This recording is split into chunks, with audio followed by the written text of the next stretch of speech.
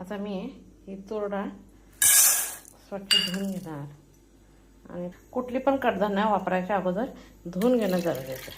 कारण का सध्या जास्ती औषधाचा फवारा असतो. आता कुकरच्या 3 शिट्या होऊ देत. 3 शिट्या होईपर्यंत मी कणिक भिजवून ठेवते.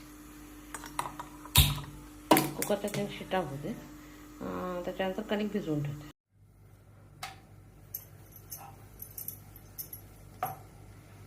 पाणी गरम झालंय. आता ह्याच्यात वरण किंवा चपाती थोडंसं तेल लावायचं. पीठ लावायचं चालतंय.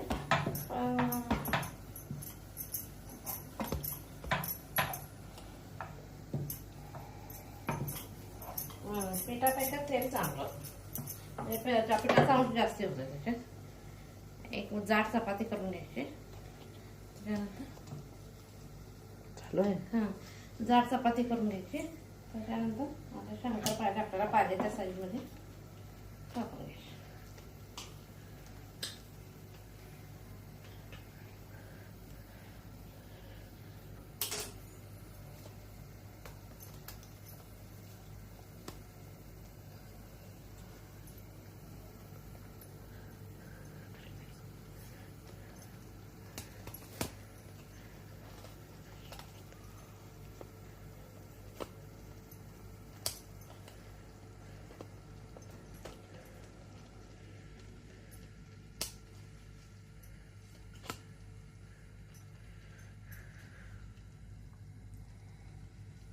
असं घालत काढून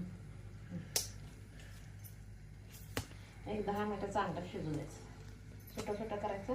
गॅस मोठा.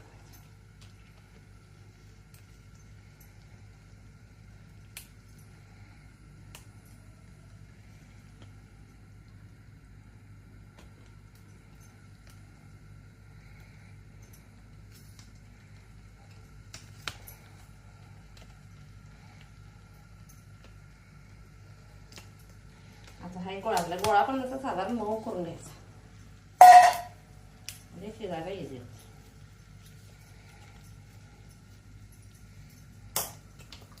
खाली तेल लावायचं.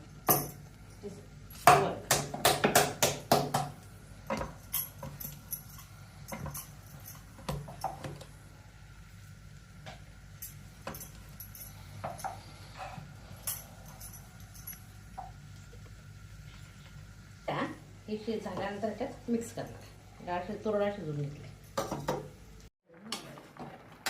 आता हे चांगलं शिजायला लागलं. अजून थोडं याला शिजू द्यायचं. त्यापर्यंत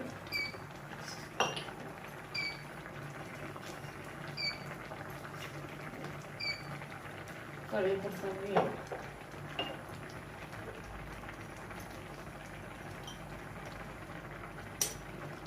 आणि लाल तिखट शिजू देते. लागलं कमी वाटायला तर गरम पाणी घालायचं. गार पाणी नाही घालायचं. टेस्ट बघायचं. जर छान हे शिजेपर्यंत लसूण, जिरं आणि खोबरं ठेचून एवढाच मसाला. काही नाही यायला मसाला.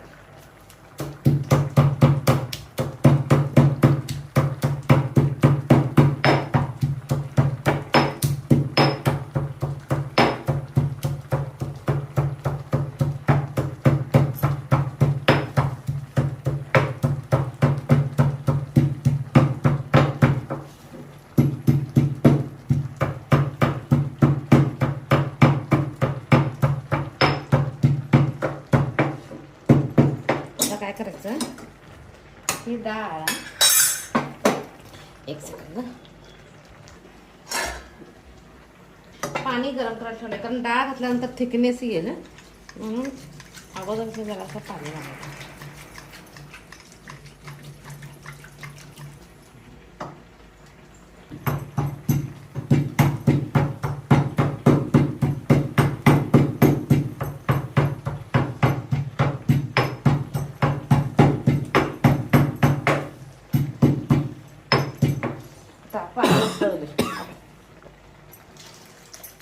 डाळ घातली. आता पाणी गरम झालंय. जास्त नाही, पण थोडंसं घालू.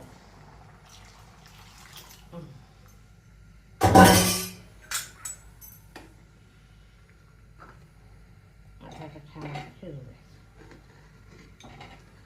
मला वाटतं हे पण पाणी लागणार. तर आता आज अमावस्या आहे, भाकरी करायची नाही, चपाती पण खाऊन खाऊन कंटाळायची.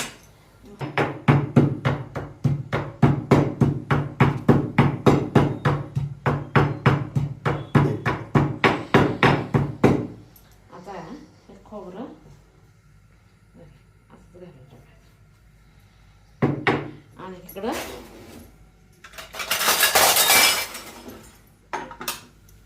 पॅन ठेवायचं. जरासं फोडले होतं करून वगैरे ना, जास्त तेलकट खायचं नाही म्हणून वरण मसाला होता, हे तेल ओतायचं. तेलकट ज्यांच्या घरी जास्त असते त्यांनी भरपूर तेल घालून टाकायचं, पण तेल आरोग्यासाठी चांगलं नाही, कमीच वापरायचं. मोहरी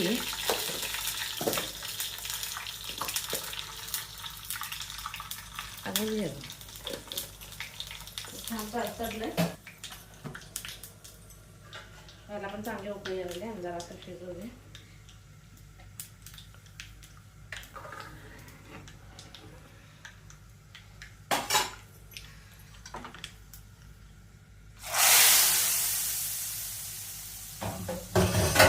आता छान उकळी होते, एवढी कोथिंबीर चिरून घ्यायची.